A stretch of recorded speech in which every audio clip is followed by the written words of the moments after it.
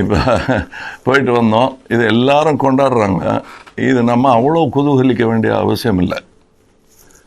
ஏன் சொல்கிறேன்னா, இப்போ என்ன பேசியிருக்கோம் பட்ஜெட் செஷனில், எனக்கு பட்ஜெட்டை பற்றி ஒன்றும் தெரியாது, அதை விட முக்கியமான விஷயம் இருக்குது அப்படிங்கிறத சொல்லியிருக்கோம். அதுதான் முக்கியம். என்னை பொறுத்தவரையிலும் பணம் வீங்கிக்கிட்டே இருக்க போகுது. அது கோவிடை விட ஆபத்தான நோய், பரவும். அதுதான் நமக்கு முக்கியமானது. அது பரவலுக்கு யார் உதவி பண்ண போகிறாங்கன்னா நாம தான். ஏன்னா ஓட்டு போட போனோம் சார், ஆனால் பேர் இல்லைன்ட்டிங்கன்னா தோற்றதாக தான் அர்த்தம். உங்களுக்கு புரியுதுங்களா?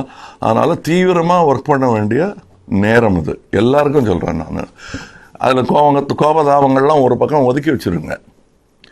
ஒதுக்கி வச்சுட்டு பூத்து பார்க்குறதுலாம் முக்கியம். நான் எனக்கு எழுப்ப வேண்டிய குரல்லாம் எழுப்பிட்டேன் நான். இது சும்மா வாக்குவாதம் பண்ணுறதுக்கு இல்லை அந்த அரங்கு. அது மேலோர் சபை. அப்படித்தான் இருக்க வேண்டும். ஆங்கிலத்தில் சொன்னால் it's Appar house, Sundarar house இல்லை. அதான் நம்ம இப்போ வி ஹேவ் சம் ஒர்க். நிறைய பத்திரிகைகளில் தாருமா. நான் உங்ககிட்டலாம் கெஞ்சி கேட்டுக்கிறது என்னன்னா, எதிரியை மதிக்கலைன்னா ஜெயிக்கவே முடியாது. முக்கியமாக அவங்களோட வீக்னஸை மதிக்கலைன்னா ஜெயிக்கவே முடியாது. அது பார்த்துக்கலாம், அது தோற்றுருவாங்கங்கிறது கிடையவே கிடையாது. நமக்கு புறமுது காட்டாமல் இருக்கணும். நமக்கு யாரும் காது கட்டுக்கக்கூடாது. அதுக்காக அவங்களுக்கு நம்ம மூக்கு குத்தக்கூடாது. அது பண்ணிகிட்ருக்கீங்க, அதெல்லாம் பண்ணாதீங்க. நமக்கு என்ன ஒரு தரம் இருக்குது, அவங்க பண்ணுறாங்கங்கிறதுக்கு அதுக்கு பதில் நியாயமாக அடித்தோம்னு வச்சுக்கோங்க, அவங்கள ஓச்சிடலாம்.